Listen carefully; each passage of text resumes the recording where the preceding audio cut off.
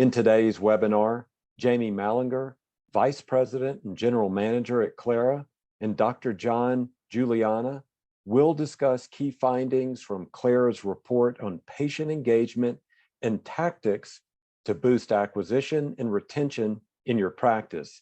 Jamie, Dr. Juliana, I know you both have a lot of great information to share, so I'm going to turn this over to you now.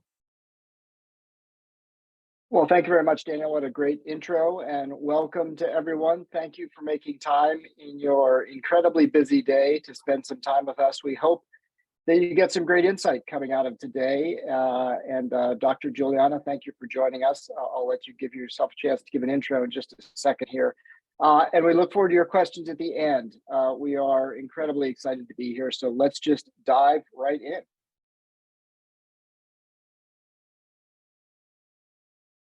Just for the sake of everyone's benefit, I'm just going to have this quick little disclaimer up here on the screen, and then we'll dive in. Okay, so today, again, excited to be here with you. We're going to focus on three things. So one is really trying to learn just generally around how do we manage the patient experience from scheduling to office visits and post follow-up. And we're going to give you some insight directly from the voice of the patient to inform our thinking on that regard. We're going to talk a little bit about tactics that attract and retain and engage patients, which we all obviously want to do in addition to providing great care.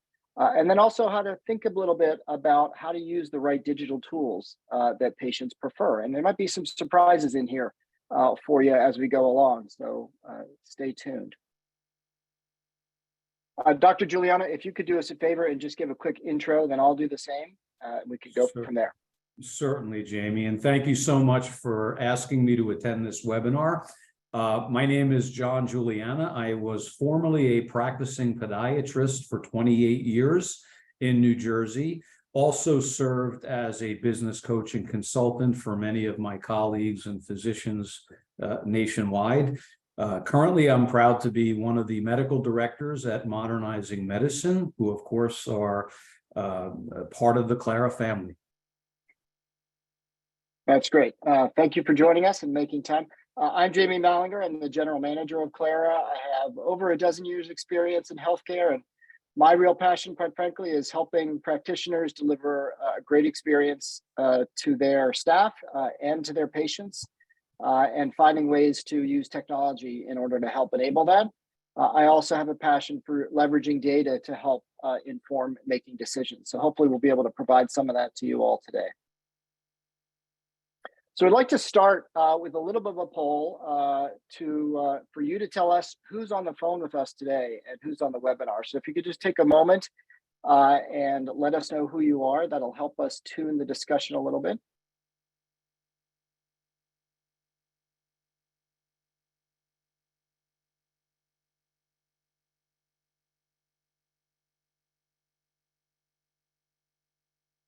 And then as soon as everyone puts some votes in, I think we'll get the results here up on screen. Here we go. Oh, great. So this is really nice to see. So a good mix of leadership and practice administration, some back office, and some other. So that's a good collection. I think you'll find some interesting information. And at the end, I'm sure the questions will be helpful for us so we can answer some of the things that you're wondering about. Great. So today we're going to spend a little bit of time looking at what today's patient profile looks like and thinking about what, just generally speaking, patients have on their minds. And then we'll dive a little bit deeper into what patients really want. So we've asked them questions around attracting patients, retaining patients, what are the tools that they prefer, and connecting on their terms. We'll also talk a little bit about how do we give patients what they really want, and then we'll have time at the end for some Q&A. And then at the end of the webinar, you will receive some information so you can download all of the information that we talked about today, plus a lot more. So stick around for that. And as always, if you have any questions, please let us know. And hopefully you'll find this information useful. So what do patients really think? We asked ourselves that question. We make a lot of underlying assumptions as we go through our daily life, but we decided we'd reach out to patients, and so we talked to 2,000 patients, and we asked them what do they think about their experiences at the physician's office. What are their technology expectations of a modern healthcare experience? What causes frustrations for them that helps them, that enables them or forces them to move on from one practice to another? And obviously, we as patients and we as healthcare consumers all have opinions. And so it's very interesting to see what forces patients to move on. And then also provide some insights into how, for providers, on how empowering patients can alleviate the burden on their staff. And I think this is a real pain that we're all facing. There's high demands from patients in today's world. There's a lot of pressures on time. So anything we can do to make our collective lives easier is something that we should be looking at. Now, another poll here, I'm interested to know, what are the top challenges you are facing in managing communication with patients today? So give us a little bit of insight in terms of some of your issues that you're seeing today.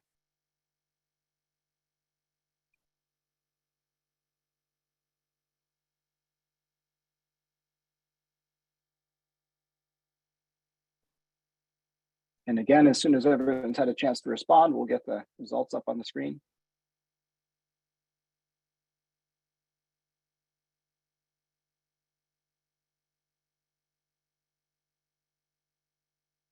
Right, looking forward to this.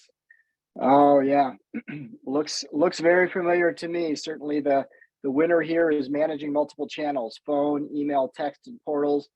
Those are all coming across in different experiences. They're oftentimes not consolidated into one place, so that's a real challenge. Keeping up with the phones, that's something that we hear a lot about. How do you keep up with making sure you can answer all the phones and addressing that? John, is there anything that stands out to you on this list that resonates based on what you've seen in practice? Yeah, nothing really shocking with this, Jamie. This is exactly what I anticipated the poll results to be. I would agree personally that, managing the multiple channels for me was always the most difficult. Yeah, understood. Okay, well, great. Well, thank you all for providing that insight. All right, let's keep moving forward. So, and then lastly, without getting your thumbs or fingers exhausted here, just answer this one last question, which is, how confident do you feel in the ability to accurately understand and meet your patient's preferences?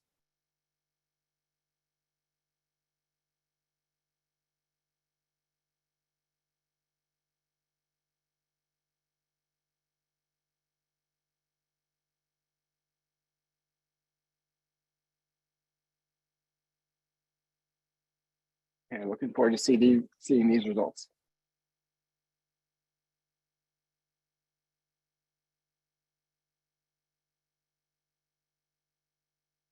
Okay, well, that is encouraging to see. I love getting there, and feeling that you need a few more tricks up your sleeve, and then many people just starting their journey, trying to understand what could they do. So I guess that's the reason that you're here, and hopefully we will be able to help you in your journey.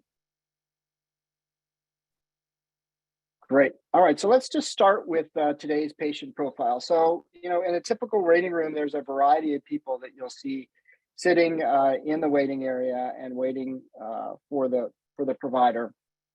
And each of these people probably have similar needs, and they also have different preferences. And really, until you talk to them or understand their behavior, it's difficult to really understand that.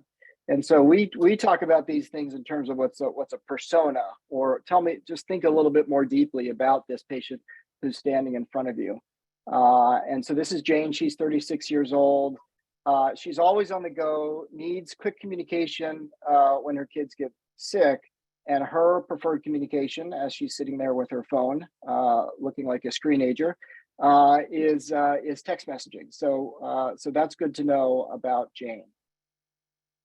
Now we have Ben, on the other hand, who is a remote sales rep, and his preferred communication channels are web chat and online scheduling. So for Ben, we need to make sure that we have the channels that are appropriate for his needs, and that we make that a good and seamless experience wherever we can.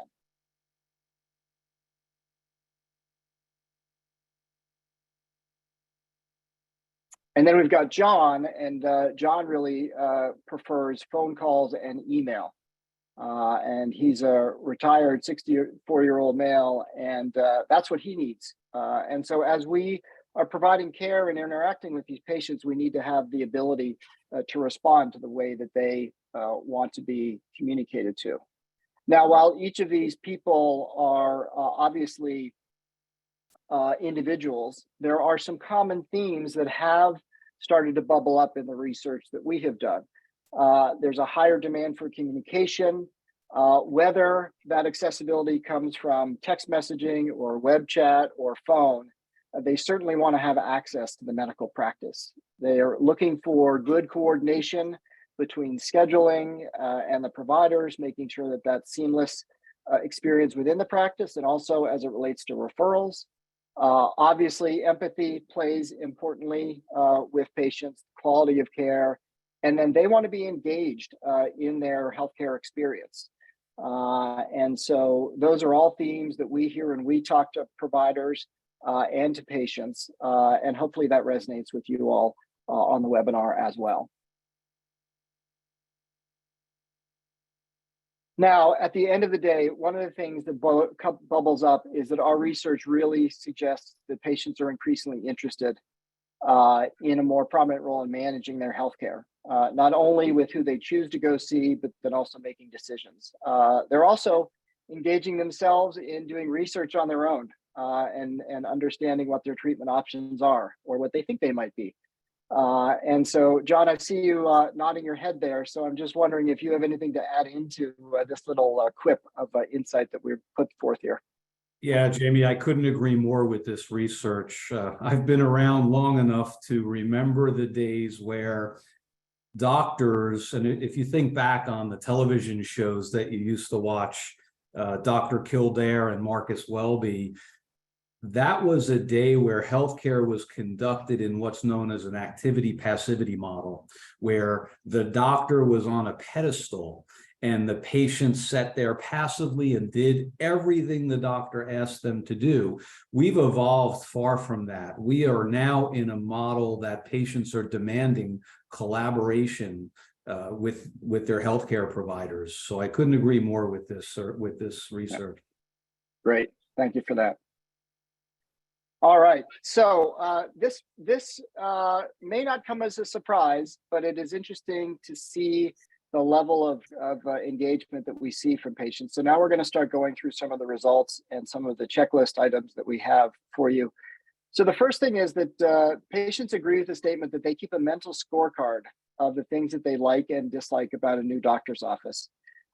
They have a high bar of expectations, as we said earlier, and they're keeping score. So that's interesting.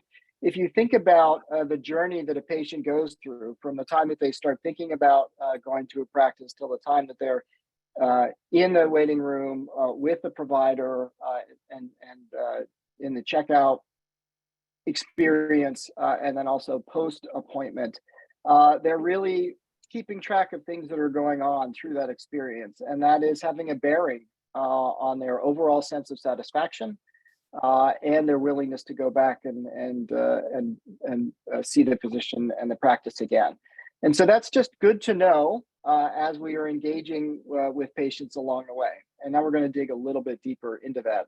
John, I don't know, is there any thoughts you have on this particular item? Does this resonate with you and in the work that you've done? Yeah, certainly. I mean, there's a lot of psychology that goes into building patient rapport. And I'm sure I'll get an opportunity to speak a little bit about some of that and how I embraced it during my 28 years in practice. Great, thank you. Okay, now let's get into what patients really want. So obviously, when we've talked about it a little bit, and this is just a nice way to visualize it, is that patients have unique preferences at each stage along the patient journey. Now, we're not going to talk about each and every one of these today, but as you begin to think about mapping, what is your patient experience today? How do you inventory how you're doing in each of these stages? that's one good tip and trick as to how to think about how do you want to engineer that experience to be. If you put yourself in the patient's shoes, what does that look like? How can you be checking in to see what channels they're interested in using and what you have available to them? So when you think about the life cycle, just into the starting point, which is attracting patients, here's some interesting information that came out of the survey. So really, 1 in 3 patients prefer to visit a practice website prior to an appointment, which that number is actually smaller than I thought it was going to be. If I would have estimated that before seeing this research, I would have assumed that it was a more common occurrence, and so I think that was an interesting finding here. 69%, however, so for those people that do go, 69% place an importance on the availability of a modern-looking website. So if you think about that psychology of the patient, if you're trying to be a progressive practice, if you're trying to make sure that you are conveying a sense of relevance in today's world, making sure that your website design is such that it conveys the essence of who you want to be as a practice and are clear and concise is important. And then also, and this is not a surprise to me because I think we're seeing this a lot, which is 74% of patients place a high level of importance on online reviews when selecting a doctor. So as they're out beginning to shop for healthcare, obviously online reviews are critically important. So putting this all together, whether people are looking at a website or looking at other resources, this clearly is an area that if your practice is not investing time in understanding what the current experience is and what your patients expect, that's a good opportunity for you. So John, I see you nodding your head.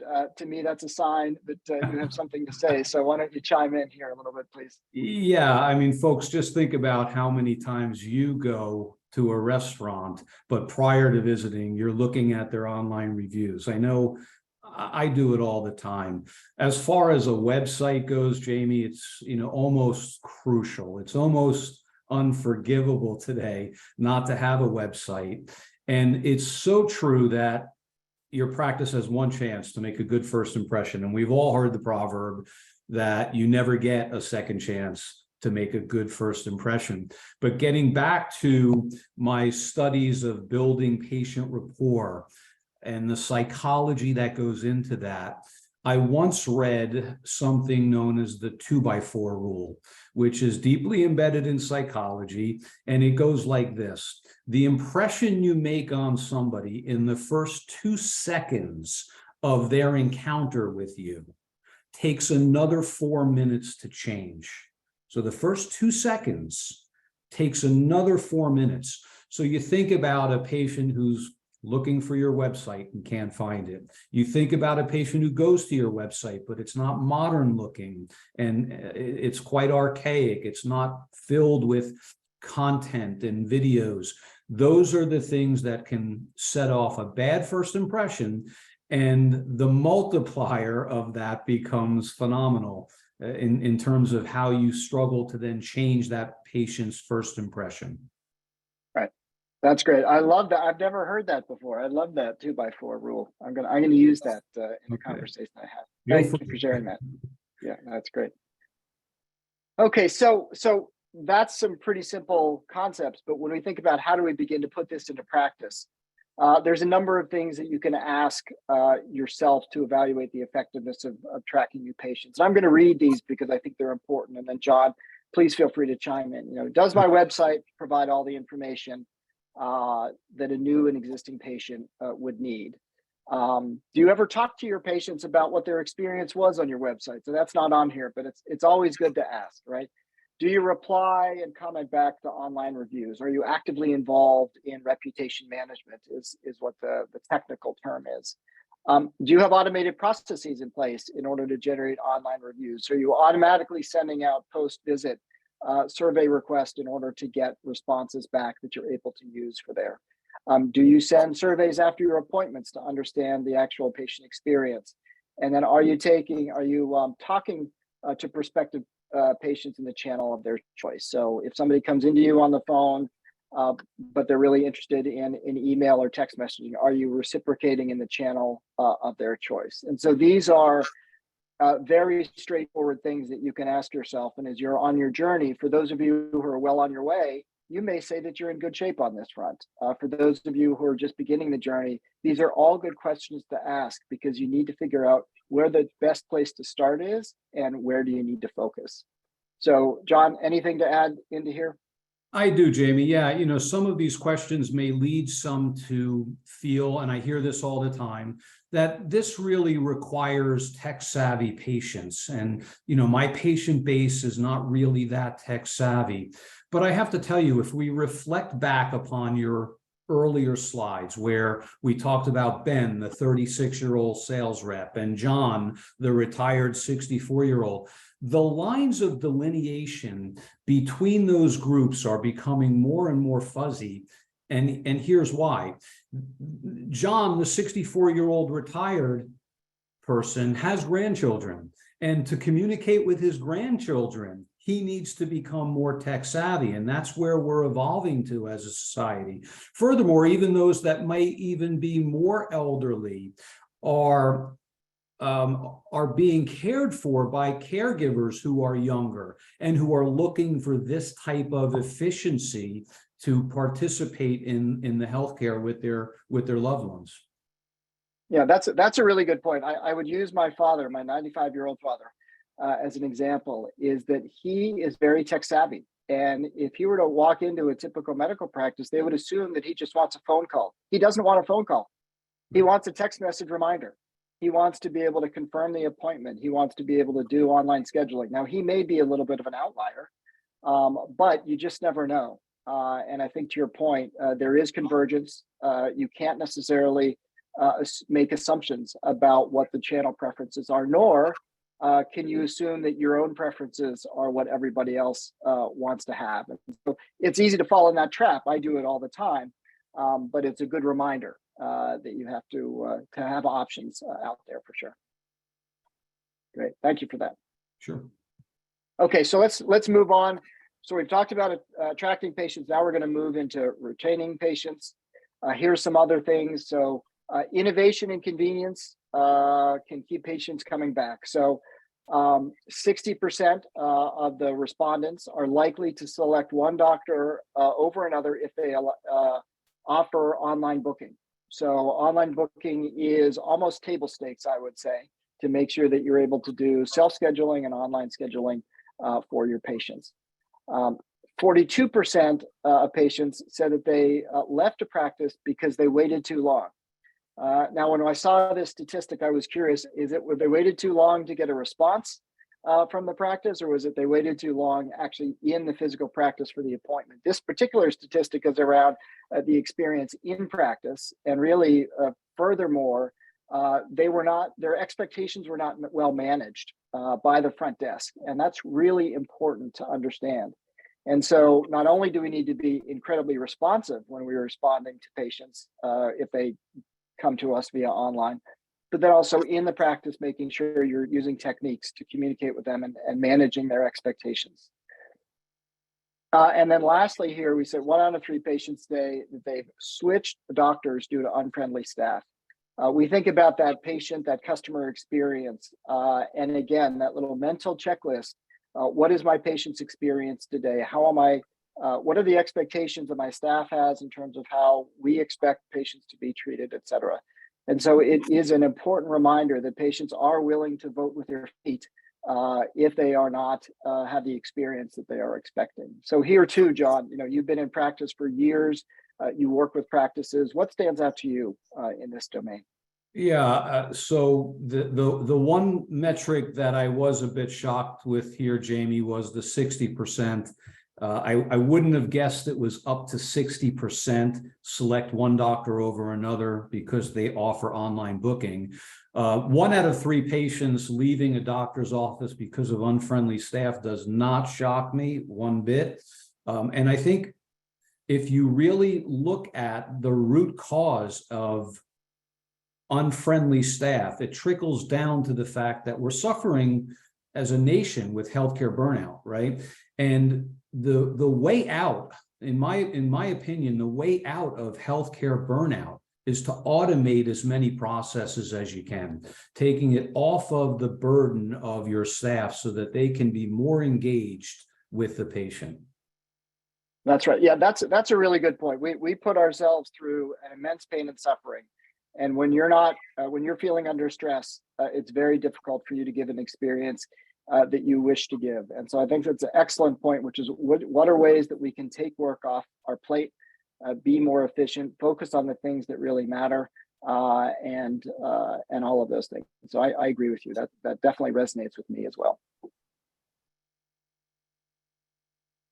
So here's a quote from a customer, and they just talk about how important a good patient communication platform has helped them change the atmosphere in the office, reducing that stress, reducing frustrations, being not always trying to answer that phone call that's coming in all the time, and really being able to be present for the people that are standing in front of you. So this just reinforces what you were just talking about, John, in terms of the importance of finding ways to offload some of that work, but really let our people take care of our patients directly. So again, sort of this checklist of things that you can do. Ask yourselves these questions when you're evaluating your effectiveness of retaining patients. So, how much time do patients wait in the waiting room and the exam room? Are you able to track that? Are you keeping track of if that is what you expect and what your patients are expecting? Do you provide pre-appointment check-in? How do you make that process easy and seamless? Anything we can do with convenience. I think convenience is one of the key things that comes across in so much of the work that we do, is that our customers and patients are looking for convenience. Providing automated appointment reminders via multiple channels. So obviously text messaging is important for many people, but having the backup of email and then also phone, to the extent that that might be a preference, is important to have multi-touch places. And I certainly know that I appreciate that on whatever appointment I am attending, that I have those reminders. And then also along the way, are the expectations clear about what a good patient experience looks like? And then are we actually doing things that we can help our teams and our staff make sure that they can deliver that experience? So here too, John, anything to add into this important set of touch points? Yeah, there's a few things, Jamie. I love the concept of having staff undergo customer service training. It's so important to realize that we really are a service industry. And I often categorize how we approach patients in trying to achieve a delighted experience. We have dissatisfied patients, we have satisfied patients, and then we have delighted patients. When you satisfy a patient, you really have pretty much reached the bar, met the patient's expectations. But when you delight somebody, you've gone above and beyond that bar. And those are the patients that just send tremendous referrals back to you, those delighted categories. I also want to weigh in a little bit on the time that patients wait in different areas of the practice. From the time the first inquiry comes in for the appointment, I wonder how many of our audience, Jamie, has ever done a true time and motion study in their practice. It's something I did annually, where I actually measured the time intervals between each sub-process from the time the patient called to the time the patient actually had the appointment, and then the processes that went on in the office to the time the patient exited the office. And I encourage all my colleagues to do these time and motion studies, because they will help you identify the bottleneck areas that often cause patients to be in that dissatisfied category. Right. Well, you're a person of my own heart. I love that time and motion idea. Somebody once told me that disappointment is the gap between expectations and reality. And so that's a really nice way. I'm going to steal that from you. That's right. So that's that's good to know. And I do think really not just assuming that you know how things are going, but actually measuring them makes a big difference in all of these areas, right? It just helps you focus. The last thing we need is a long list of things to do. What we need is a good starting point, and then do some analysis to figure out where is going to be the biggest bang for our buck and our focus. So thanks for that insight. I really appreciate that. Sure. Okay, so now let's look at some digital tools that patients prefer. So it turns out that does technology you implement improve your quality of care? So 92% of patients agree that their doctors seem more attentive since introducing new technology at their office. So what does that sound like? That sounds like using an iPad as opposed to a desktop computer, using a laptop so you can be in front of people. So those are the things that we're talking about. And we may not even think how that improves the patient experience, but our patients definitely notice those things. And then furthermore, we dug a little bit deeper because we wanted to understand, well, how does that really come to life, and what are patients using at different stages? So we're going to look at this through the lens of before the visit, during the visit, and after the visit. So we'll just hop through these, and then John, just let me know where you want to chime in here, because there's a lot of juicy stuff in here. So before an in-person doctor visit, we asked the question, what are the digital tools or mobile experiences you prefer to use? And these are ranked in highest to lowest based on the responses that we got. And there's some grouping here. We've already talked about looking at social media and looking at the website, scheduling appointments online or via mobile devices. That is increasing over time. Receiving text messages for appointments, online reviews, receiving phone reminders for appointments, and then also importantly, completing forms and payment history online or via mobile devices. This last one is interesting. I think this is probably the reason that this isn't happening is because there's not a lot of practices that are offering it in full motion. And so that we think that that's an important area to keep improving, because the clipboard, the dreaded clipboard, when you're sitting in the doctor's office needing to fill out that paperwork again and again. I think that's something that's going to start moving up the list as these capabilities and technologies are made available. So anything to add in here, John? You said exactly what I felt here as well, Jamie. The last one, completing forms, I think that's going to continue to grow as more and more practices and physicians adopt the technology to allow patients to do that. This is where our society is. I mean, I can't help but notice in the morning when I go to Dunkin' Donuts. I'm a huge Dunkin' Donut fan, and I'm waiting in line for my coffee. There are so many people who have already placed their order online, and they just come in and they pick up their cup and go. We're definitely moving in this direction. So 17% I expect to grow. Yeah, I would agree with that. Great. And then during the office, what's happening? So during doctor reviews, your patient history on a tablet, or it takes notes. So this was interesting, is that the use of tablets, I've been in healthcare for a long time, and it's nice to see tablets, which are much more engaging and easier to use on the provider side. Vital signs are taken with modern looking equipment. I found this really interesting.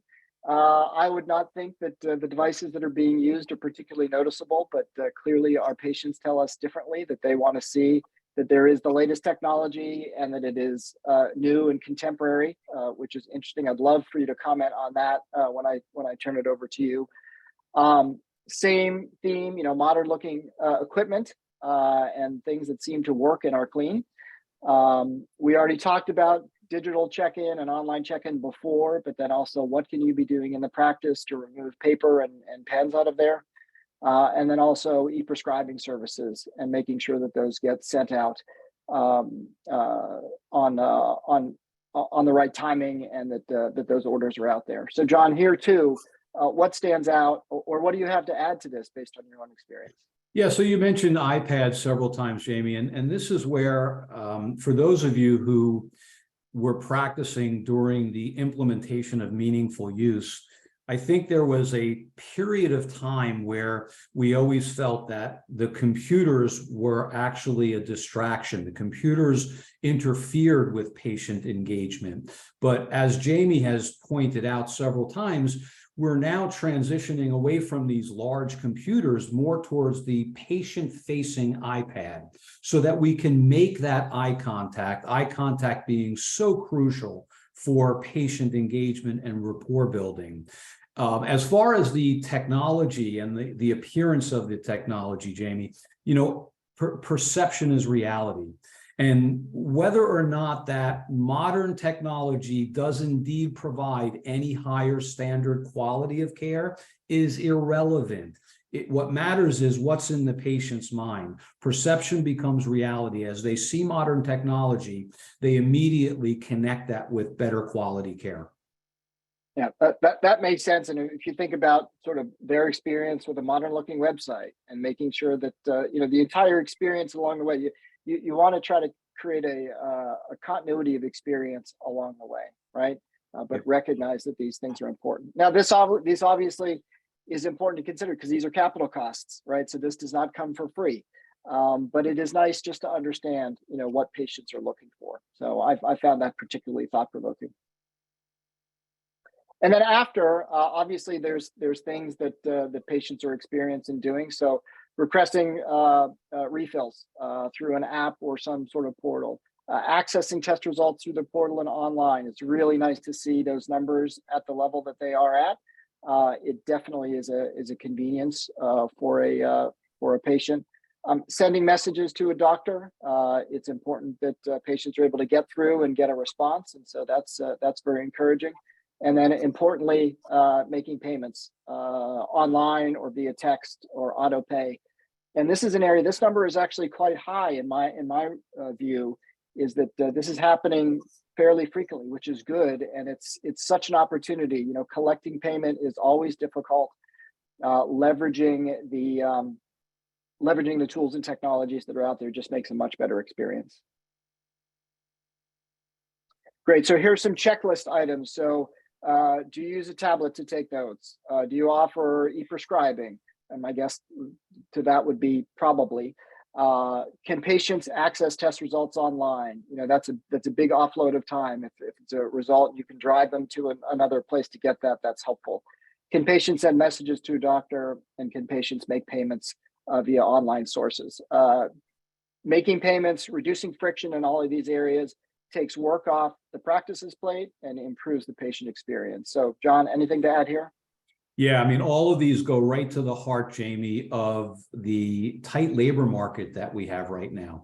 And once again, the way out of that labor shortage we're suffering from is automation. So it's not only affecting our current healthcare staff in terms of the healthcare burnout, but we can mitigate many of the labor shortage strains on our business by just automating these processes. Great, thank you for that. Okay. Now, and we're going to sort of move into connecting on their terms. So last couple of statistics here that we'll get into. Patients expect practices communicate through the entire experience. So 68% agree that patients agree that it's frustrating to leave a voicemail and wait to be called back. So that provides an interesting answer about how you address that. So driving voicemail into other digital communications that are easy to respond to.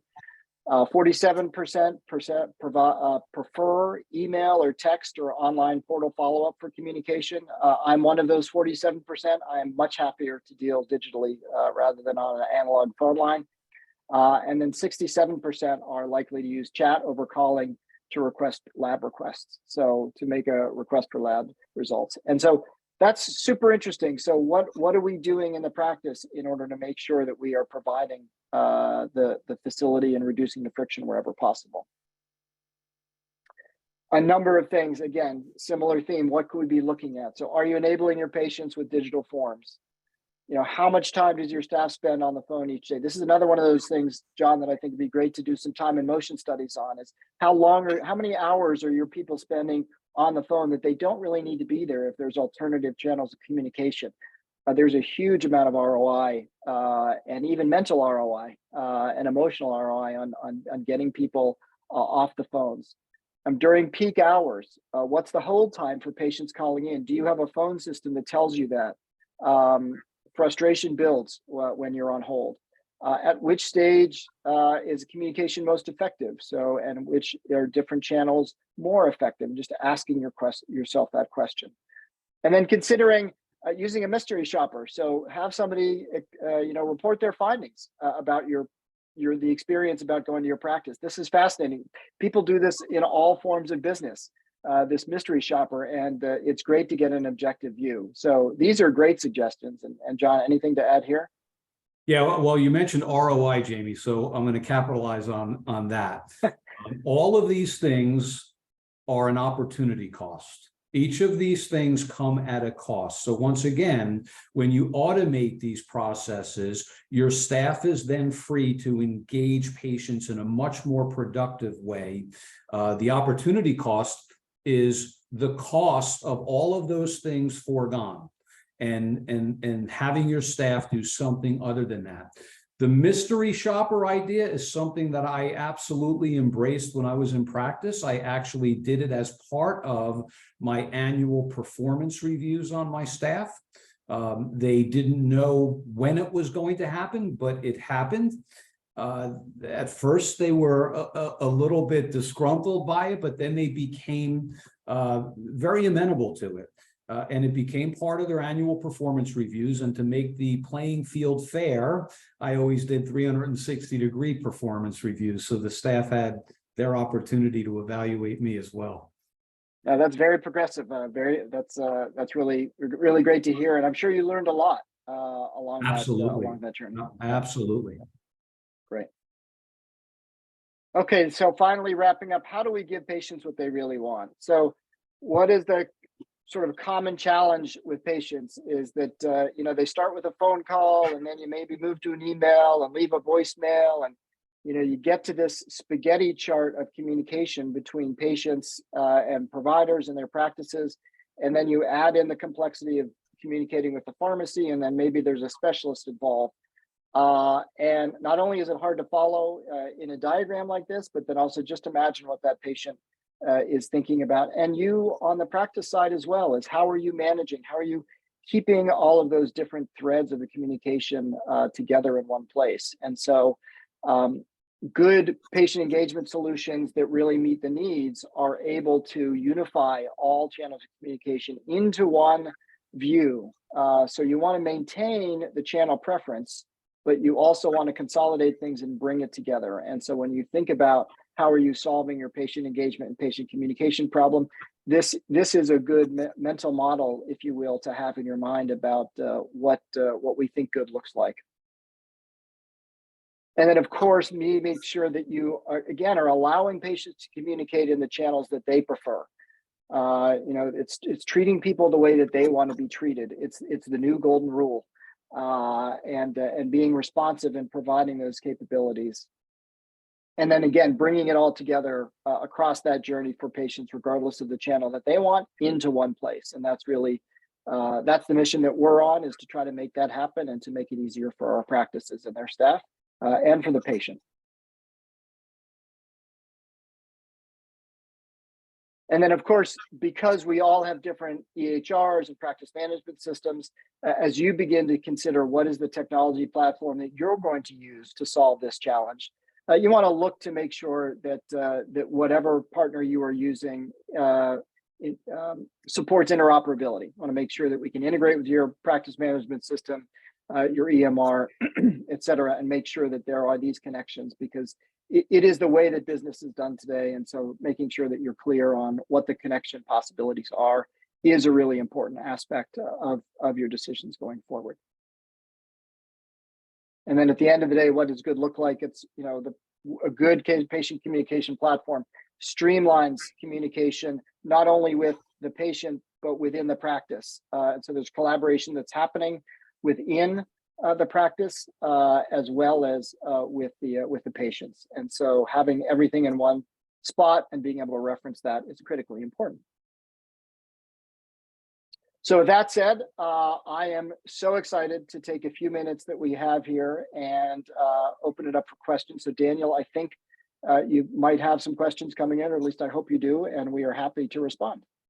Sure do. Great presentation. And we've got several questions coming in. And just as a reminder to everyone, just go to that Q&A icon down there at the bottom of the screen, click on that and ask our experts what's going on, what you want answered today. So first one up, Jenna's asking a question about the survey itself. What was the demographic base for the survey?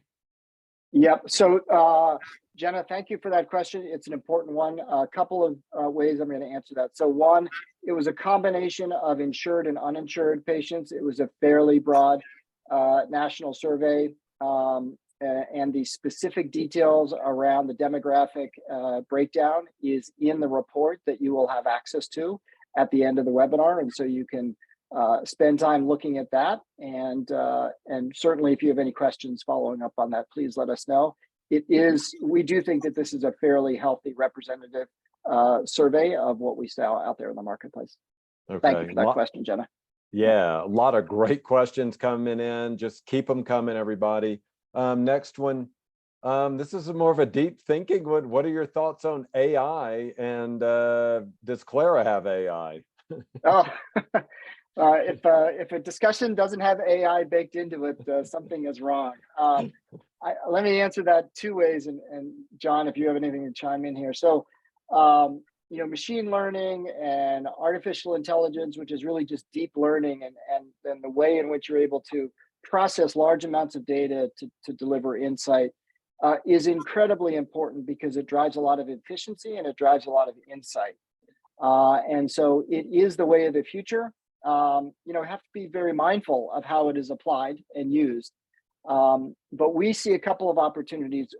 Clara does have AI capabilities built in today. We continue to be evolving our capabilities over time, but specifically, let me give you some examples of how it can be used. And when a question comes in to Clara in this particular case, we're able to interpret what that question is about and make sure it gets routed to the right team to make sure that it's getting to the right team member as quickly as possible. We also have visions around how to make it easier for you to respond to patients. Now, we don't want to be providing medical advice or any of that, but we want to make it easier for you to choose responses. And so that's how AI will play into the future. Looking at patterns within the data to see what we can learn about what patients are looking for and how different responses are positively impacting them is another area. And then lastly, if you're in a busy practice, which most of us are, there are hundreds of questions that can be being managed in any given time. And so there may be some questions that have high acuity and high urgency. And so AI can do some things like detecting what is the nature of that message in order to make sure that gets seen earlier. And it's just all of these things are aids in order to accelerate the way that we do our work. John, I don't know if you have any other examples for us. Well, the only thoughts I have, Jamie, is that I know that artificial intelligence has been all over the news lately, and there's a lot of paranoia surrounding it. In my mind, I've substituted the phrase. I call it automated intelligence, and that's really a much more productive use of the term. Okay, thanks for sharing. That's great. That's great. Yeah. And you were right, Jamie, you can't have a session now without discussing it on some level. So Ariel has a question here. I am always looking for fun and innovative ways to train staff on best customer service techniques. Do you have any of these training methods that you find work best? And why is that if you do? Yeah, well, so there's two things that I have seen to be very effective. So one is taking yourself out of the specific environment that you're in. I don't mean physically, I mean mentally, and saying, describe to me in your own words what a good customer experience is, or describe for me a great customer experience that you had, regardless of where it happened. And then you ask the staff to play back how that good experience is mirrored or not within the practice. So that's one good technique, which is to ask people what they have seen and play back their own experience. And the second thing is doing role plays. So taking examples with what happened yesterday and what happened with that patient that got escalated and those sorts of things, and replaying that and asking people to take chances in how they might have handled that differently, and playing back and forth. So I find role plays, particularly from an adult learning perspective, is important, as well as taking that personal view. John, you've done a lot with your staff, so please chime in here too. Yeah, so Jamie, what I'd say is first, we have to start with the recruitment process, right? We have to recruit the right people for the right seats. Understanding personality traits, understanding how that personality trait matches the job. For example, a medical assistant has to have a different personality than somebody who's doing your account receivable collections. But the training, I couldn't agree more with you, Jamie, in role playing. What I used to do for my staff is we would actually record each other having a patient encounter and provide enormous amount of feedback amongst ourselves, with an assistant playing the patient and each of us having the opportunity to be recorded in how we communicate with that patient. It's foundational. Okay. Thank Great. y'all.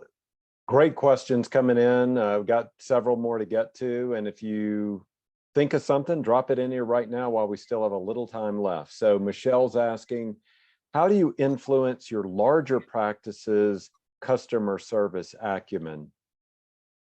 Oh, that's a good one. I love that question. Thank you, Michelle. When we talk about influencing, one of the things that we see in better performing practices, particularly larger organizations, is that they have a vision and a strategy that they have communicated to their staff that is really the foundation of all of their training and their feedback. And they are continually collecting feedback from patients, as well as Dr. Giuliani indicated, listening to calls. So we call it call monitoring, and really that making sure that everyone who works on the phones has a very clear understanding and commitment, quite frankly, to the strategic objectives of the practice. And also that there are good training materials available so that there can be greater consistency. So metrics, feedback, expectation management, and reinforcement are all ways that we found to be most effective in the practices that we've seen that are really good at delivering a great customer service experience. John, how about you? I don't think I could add to that, Jamie. You hit the nail on the head. The only thing that you said at the end there that I want to reemphasize is the feedback. It's more common, unfortunately, for us to provide negative feedback when we see somebody doing something wrong. I encourage everybody to try your best to catch people doing things right and acknowledge them immediately. And that's the way you develop positive motivation. Yeah, that's a great point. All right, we've got a couple more still coming in. Jenna's asking, some patients still prefer phone. So what do you recommend to best handle incoming phone calls, whether it's call center, reception at front desk, other? What's the best practices for those people that just prefer to call in the old-fashioned way? Yep. Well, Jenna, thank you for that question. That is an important one. So I hope this answers your question. We absolutely think that it is important to be able to pick up the phone when a patient calls who wants to communicate via phone. I think the first way to create more time to be able to do that is to make sure that all those people that don't want to make a phone call don't make a phone call. So means giving them online scheduling and giving them web chat capabilities and giving them text to practice capabilities. So if you can offload a lot of that demand, if you will, from the practice, that creates more time. For Clara, what's interesting is that we also have the ability for people to leave a voicemail, and then that gets turned into text. So again, that's another offloading technique where anything you can do to get people that really don't necessarily have to talk on the phone out of the way, then you have a straight line into the people that can pick up the phone and engage as appropriately as that. So that's probably the best way that I think about it. John, I see you nodding your head. You may have other techniques that you've thought about, so I'd welcome to hear from you. Yeah, I wish I did. You hit every one that I was thinking, Jamie. Yeah, I think the other thing, quite frankly, that I would say is that if you're not doing the best job you can at appointment reminders, if you're getting emails and not responding to them, You need to make sure that you're averting the conditions that create a reason to call. So again, all of those techniques and just thinking about that little scorecard in the back of your own mind is that am I offloading potential phone calls that people don't really want to talk, they just want to complain, which is fine. It's important to know that they're not happy. But if you can be responsive on customers' expectations and patients' expectations, I think you're going to be in better shape. Okay. We might have time for one, maybe two questions, but Dr. Juliana, question came in your experience, what has been your biggest hurdle in terms of patient experience? And what this is probing, how did you overcome it? How did you clear that hurdle? That's a great question. Technology overcame it for me. Back in the early days of my practice, my biggest struggle, I would have to say, was collaborating and communicating with other healthcare members of the team. For example, when I would do surgery on patients with diabetes, for example, and peripheral artery disease, naturally, I always collaborated with vascular surgeons in my community. And at that time, there was no seamless way, no efficient way of communicating as a team, a core team of the patient's healthcare team. So again, over time, technology really solved that issue for us. Okay. Jamie, I'll let you have a final word. Then you and Dr. Juliana have covered a lot of ground today. What's just some last things, a first step, anything like that you'd want to leave our attendees with? Well, thank you again, Daniel, for the opportunity to come and speak with your members. It's incredibly exciting, and I hope that we provided some useful information. So again, thank you for that. I think, quite frankly, attending this webinar and beginning to think seriously about that patient experience is the first step, and really thinking about what is that experience that you want to deliver and measuring yourself against how you're doing that. And then taking the next step to learn what your options are. So we think Clara is a great example, but quite honestly, there's a lot of good providers out there. And so you need to make the right choice for your practice and ask a lot of questions, be curious, and understand what you're trying to achieve. And that's what I would have to say. So again, thanks so much.